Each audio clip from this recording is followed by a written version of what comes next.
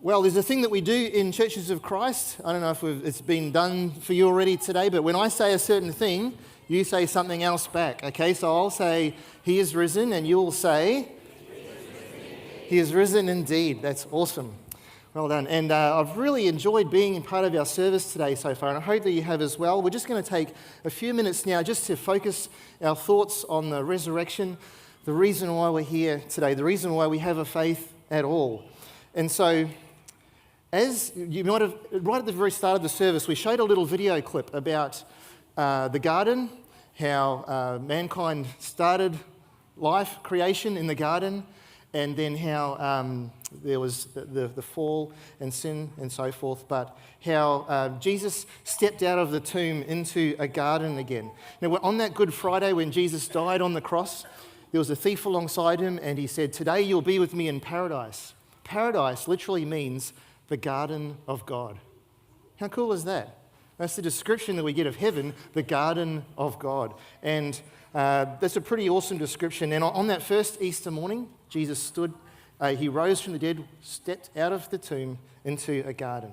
And Mary was the first one to meet him there. In the cool of the morning, there was no one else around. She wasn't expecting him to rise. She thought she was going to anoint his body. But she was there. And she will go down in history always as the first person to have seen Jesus risen from the dead. Because she was ready. Because she was looking for him. And throughout that resurrection day, Jesus engaged with many other of his disciples. He met with Peter. We don't really know much about what happened there. He met with 2 people on the road to Emmaus. Then later on, he met with the other 10 disciples. All of these things happening throughout the day. And each time he appeared, where there was sorrow, where there was grief, he brought joy. He didn't turn up limping and in pain and pale, but he was triumphant and happy and confident and victorious. And because of that, things will never be the same in our world again. That's what we're talking about today. And it wasn't a secret. We read that after he had risen from the dead, at one time he appeared to over 500 people at once. Have a look around the room. We're probably just over 500 or so, 550 here today. This is how many people Jesus appeared to at one time. It wasn't a secret. And so it was plain and clear for people to be able to see. Now, since we started the transformation trek, we've been going through, over the last 40 days, reading through the Gospel of John. And so if you've been doing that, you would have finished right at the end of chapter 21 today. And so I thought it'd be appropriate to focus on something from John's Gospel. So we're going to be looking at the fascinating account about Thomas, one of Jesus' disciples there. And it's an account that the other Gospels don't have. So let's have a little look at this, and starting in John 20 from verse 24. Now Thomas, called Didymus, or the twin, one of the 12, was not with the disciples when Jesus came. So the other disciples told him, "We have seen the Lord." So the other disciples, 10 disciples, saw Jesus on that day, that first day when he had risen from the dead, but Thomas wasn't with them. We don't know why he wasn't there, but he just wasn't with the rest at that time. No one likes the feeling of missing out, though, do they? No one likes the feeling of missing out on something good. You should have been here yesterday. You should have been here last week. Back on Christmas Day 2019, so pre-COVID, I actually was really sick on that day, on that Christmas Day. I couldn't actually come in to be with everyone for the church service. And then, as usually happens, we had a big Savill Christmas lunch with all of our family all gathering at my brother's house. And I couldn't go because I was so sick. I was just in bed for the whole day. And so my wife came up with an interesting and very creative idea.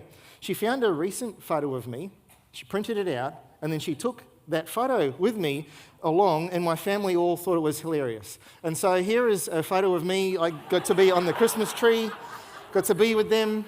There's me photobombing my mum and dad, there's me helping out with, the present stealing game. And so it was my job to collect the wrapping after the presents got opened. There's a photo of our family that'll go on the wall, how touching. And so then after that, as they were playing the present stealing game, and you get certain presents, and so this was the first pass that I got, so a rotating star projector, that was good. And then I had to give that up, and I got some wine and some chocolate or something, and Donna was sending these things through to me. Then I got some board games and stuff. I was getting buried there. And then lastly, that's what I finished up with, was some Toblerone and Nerf gun. So good score from that Christmas day. Kind of funny, but I really missed being with my family. I would rather have been there and enjoyed the time with them. You don't like missing out when other people that you love are having fun, doing things you want to be there with them. And the disciples find Thomas and say, "Where were you? You should have been here yesterday." We should have been here. We saw him. And so we see Thomas's response here, and his first response was doubt. In John 20, we see this. He said to them, "Unless I see the nail marks in his hands, and put my finger where the nails were, and put my hand into his side, I will not believe it." So doubt. What do we know about Thomas? Well, we know that Thomas was incredibly loyal, that he loved Jesus, he was committed to his faith, and he was super honest about his faith, but he tended to be kind of a pessimistic sort of a person. He was kind of like the Eeyore member of the group, always kind of a bit heavy and a bit pessimistic. And look at how he puts it. He says, "Unless I see it, I will not believe it." So in the language it's using like a double negative here. And what he's saying is, I'm absolutely adamant about this. If I don't see it, there is absolutely no way I'm going to believe it. It's pretty definitive, don't you think? Because there was a time when he believed, when he was with Jesus and he was preaching the Sermon on the Mount, he believed then. When he was with the disciples and Jesus was walking on the water, he believed then. When Jesus was healing lepers and cripples, he believed then. He'd seen the miracles and so forth, but now it's like, unless I see him, unless I touch those wounds, I won't believe it. He wanted to guard himself now from being conned. It sounded so far-fetched, so unbelievable that Jesus had risen from the dead. He wasn't going to be tricked, and he wasn't going to be gullible. A friend of mine a few years ago was on a round-the-world trip with his wife, and they lobbed into Rome in Italy, and they were in the Rome train station. And there's people bustling everywhere, and somebody came up to them, impeccably dressed, probably an Armani suit, and was offering to sell them an iPad.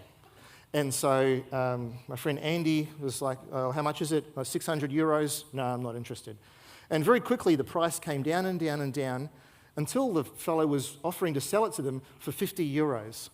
And Andy's getting more interested. He's like, "Oh yeah, I think I need one of those." You know how it is, guys. "Oh yeah, I need one of them." So, and all the while his wife's saying, "Andy, walk away. Andy, walk away from this. There's a scam going on. We don't know what's going on here." Anyway, Andy looked good, and the guy's showing him all of the features of this top-of-the-range iPad, 50 euros, it sounds pretty good. And the only way that this could ended was his wife literally had to get between this gentleman and Andy and say, "Andy, you need to walk away right now." And so, okay, so he leaves and goes back to the hotel room. He's a bit surly because he really wanted that iPad. Does a bit of an internet search, and sure enough, it was a scam. Apparently, people are working the crowd there and offering to sell you an iPad, and they show you this thing with all the great features and so forth, and you pay over the money, and they give you one they've prepared earlier. And so it's in the right box, and it's got the film all around it. It's got a bow around it, though. You can shake it and feel there's something in there, and you get it back home and you open it up, and there's a piece of plywood or something like that in there. So it feels like it's got the weight, but it's not the thing. Now, when Andy found out about that, firstly, he got mad, and secondly, he thought, "I'm going to go and scam that scammer. I'm going to go down there and grab that thing out of his hands and then pay for that and then not give it back to him," or however he was planning on doing it. No one likes to be gullible. No one likes to have the wool pulled over their eyes. No one likes to be taken advantage of. It looks so good. We want it to be true, but for Thomas, he was being really guarded against his friends. He'd been spending every waking moment with these guys for 3 years. There would be trust there, right? But now he's guarded. He's not going to be conned. His world's been rocked by Jesus having been arrested and killed. He didn't want to be gullible. So Jesus risen from the dead, well, unless I actually see it, because it sounded just so far-fetched to him. Here is a picture of the very first anti-Christian graffiti which has been found. So it dates to about the 2nd century. It was found in Rome when some renovations were being done on an ancient bit of wall. They found that. It's a bit hard to see, so there's another picture here, which is where they actually were able to work out what's there. And so you've got someone on a cross, and they've got a head of a donkey, and there's someone worshipping them in front, and the wording there, it's Greek, it says, Alexamenos worships his God. Now, obviously, this fellow, Alex, he was getting around sharing his faith, and the person who did this, scratching this drawing, was just like, this is so far-fetched. The Son of God comes down from heaven and dies on a cross, but then rises from the dead. It's ridiculous. It's unbelievable, and so they thought the best way they could do it is just to mock it because it all sounds so far-fetched. And Thomas says, I can only believe if I put my finger into the marks where the nails were. I can only believe if I put my hand into his side there. Now, to Thomas, Jesus was his friend. And he could only believe if he saw a continuity between Jesus' physical body and his resurrected body. Some ghost-like thing wouldn't do. It had to actually be that same body having been resurrected. Otherwise, maybe it's a con man. In the time of Jesus, they say there was about 30 messiahs getting around saying that they were the one. Maybe this is someone just pretending to be Jesus. I have to see his body. And so the so-called doubting Thomas, you would have heard that name, people calling him that for thousands of years, doubting Thomas. I prefer to call him honest Thomas, and we'll see why as we look through this in a little bit. But if you've been in church for a while, we can become very overly familiar with some of these truths from the Bible. We've been hearing about these things our whole life. So Jesus coming from heaven, rising from the dead, yep, sure. And we become overly familiar with it. But for people in Australian society who know nothing about the gospel, to hear about Jesus, the Son of God, the Creator, coming, living, walking this place, dying and rising again, it just sounds ridiculous. I was trying to think of synonyms for this. Preposterous, ludicrous, absurd. That's what it seems like to people who are hearing this for the first time. How could this be possible? And as you read through the Gospels, nobody believed that Jesus was risen from the dead straight away. Nobody believed it. It wasn't just Thomas. Mary's there in the garden, and she sees the body isn't there, and so then she turns to Jesus and says, where have they taken him? I'll go and get him. He hasn't risen. He's obviously been stolen. Then Jesus reveals himself to her, and she's overjoyed. She goes to tell the disciples, and what do? They don't believe her. And then later on, there's 2 disciples going to Emmaus, and Jesus walks with them, but they don't believe until they actually see the wounds there as he gives thanks for the bread. They run back to Jerusalem, tell the disciples again, and they still don't believe. Not until Jesus actually comes into the room there. And so Thomas is just doing what everyone else was doing. Unless I see him, it's just too far-fetched, it's too absurd. But we went from doubt to proof. The passage goes on to say this in John 20. It says, a week later, his disciples were in the house again, and Thomas was with them. Though the doors were locked, Jesus came and stood among them and said, peace be with you, shalom, the Jewish word. And he said to Thomas, put your finger here, see my hands. Reach out your hand and put it into my side. Stop doubting and believe. So the disciples are hiding behind closed doors, locked doors, because if the religious leaders could have all of that happen to Jesus, put him on the cross, or what could they do to his followers?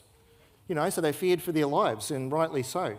They dreaded the sounds of footsteps coming outside their door. And isn't it interesting that as Jesus just appears into a locked room, he goes straight to Jesus and he says, touch me here, see. Jesus wasn't present when Thomas said those words. And yet he's demonstrating that as God, he has that kind of insight, that knowledge, that discernment. We would call that an attribute of God. We would call that omniscience. Jesus is demonstrating that. He wasn't there, but he knew what Thomas had said. And so he goes to Thomas and says, here, this is what you want, wasn't it? Touch me and see. But more than that, Jesus is saying, I know you, Thomas. I know the doubts you have. It's okay. I'm with you. I want you to believe in me, Thomas. Now, what we truly believe about Jesus matters. What we truly believe about him matters.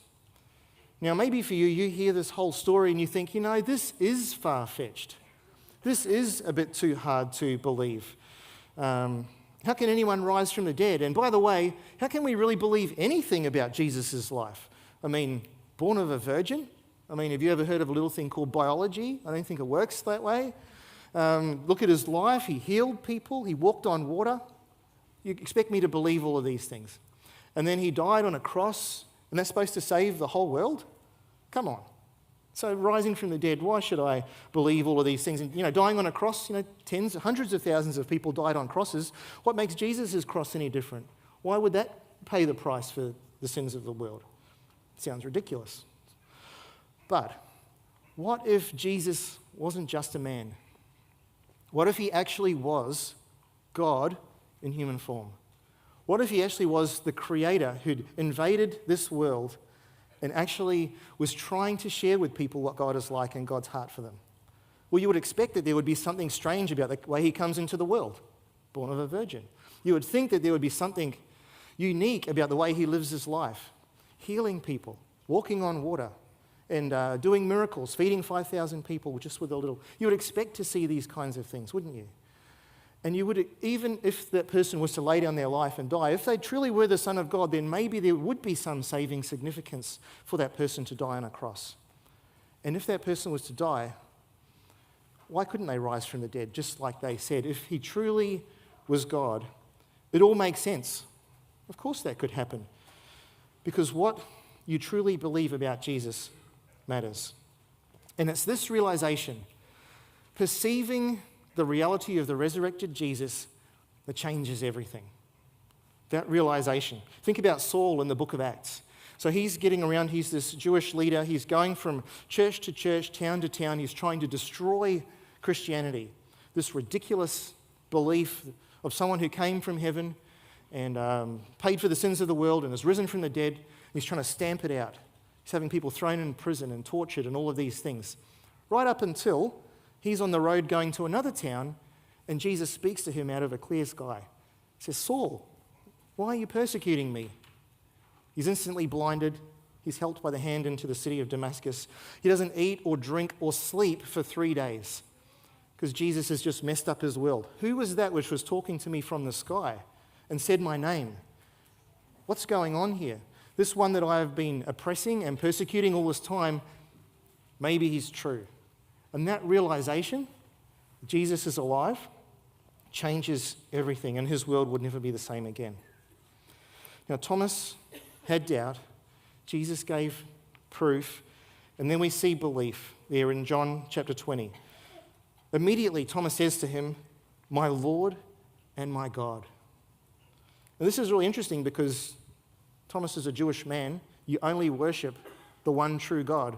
He's giving worship to Jesus there in front of him. And obviously, he's blurting out what's obvious, and that is Jesus is who he says he is. His questions have been answered. They've been wiped away. This physical presence with Jesus and understanding his doubts and concerns, it's just as if someone's just wiped away all of his doubts. And the response he gives to Jesus is worship, my Lord and my God. And when you perceive that reality of the resurrected Jesus, that changes everything. Now, I know for me in my life, it's been a bit more of a slower realization. For some people, it's just like a night and day thing.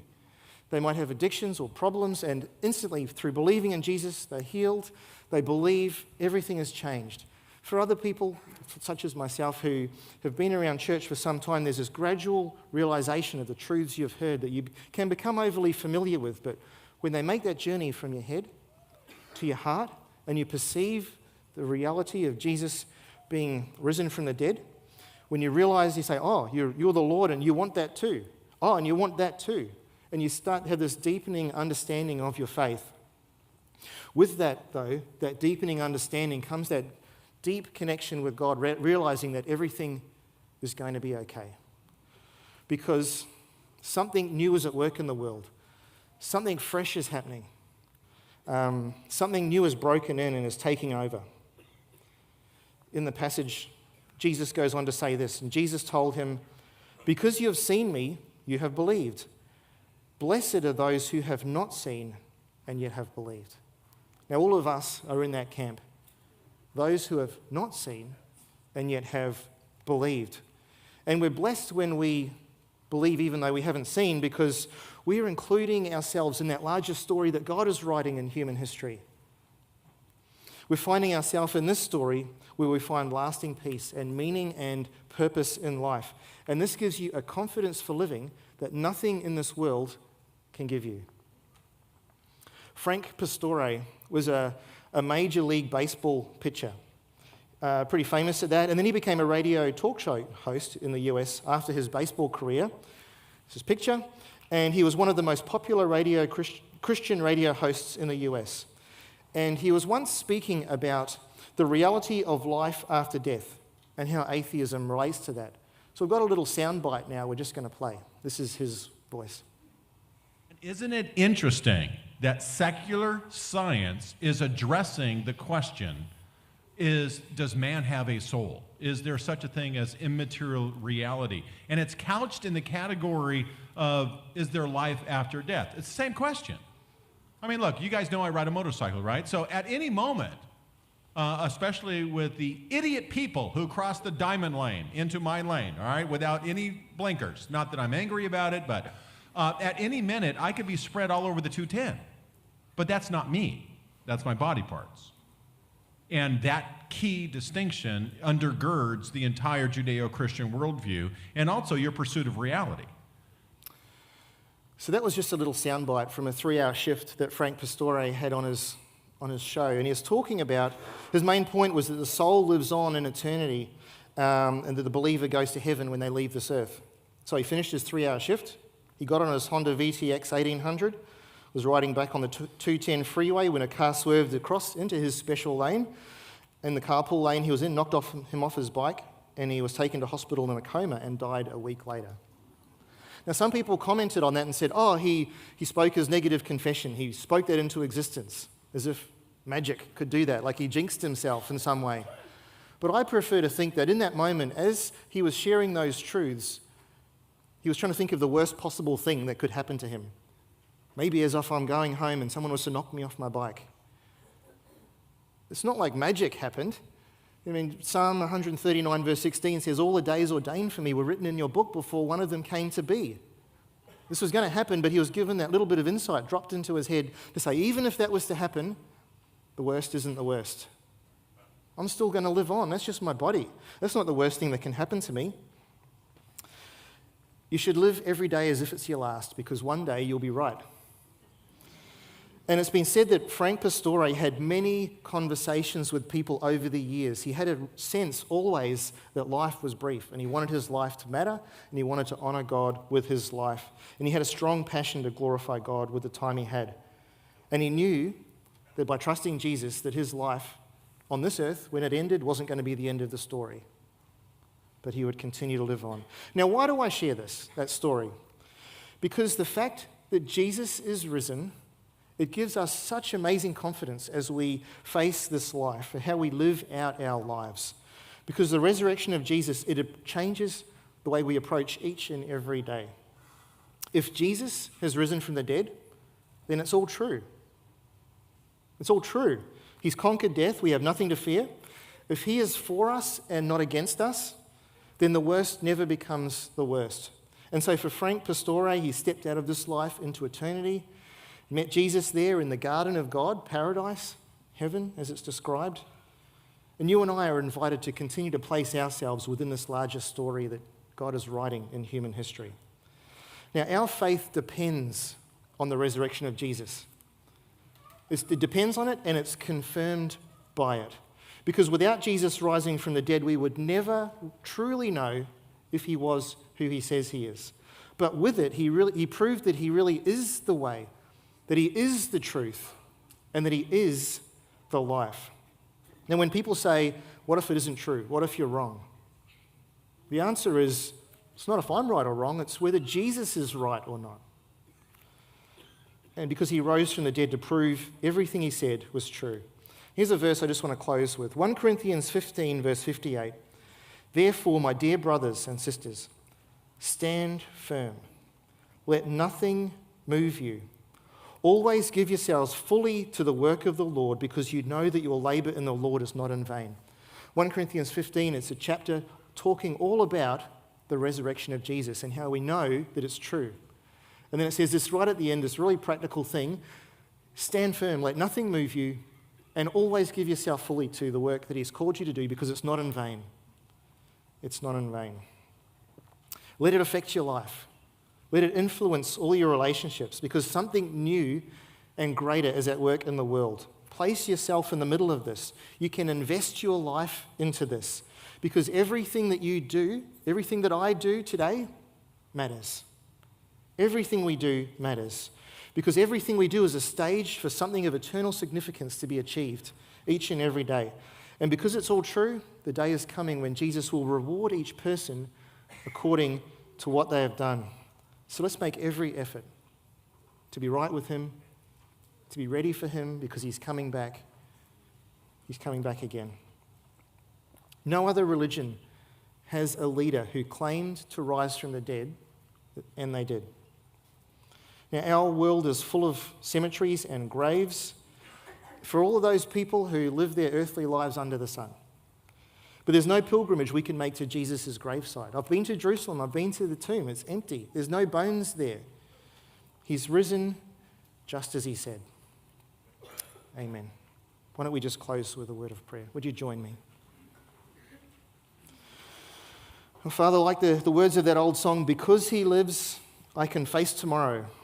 Because he lives, all fear is gone, because I know he holds the future, and life is worth the living because he lives. Thank you, Father, for this truth and the way that it shows us that something new is happening in the world. Things aren't just continuing on as they have from the beginning of time, but something new is at work. And Father, may we join you there where you are working. Thank you for the power of the resurrection and the joy that we have in this day, knowing that the worst never becomes the worst. Lord, and this relationship you invite us into, Lord, we just thank you for your love for us. Thank you for this time we get to spend together today. In Jesus' name, amen. I'll just hand back to the music team and they'll lead us in our last song. Thanks.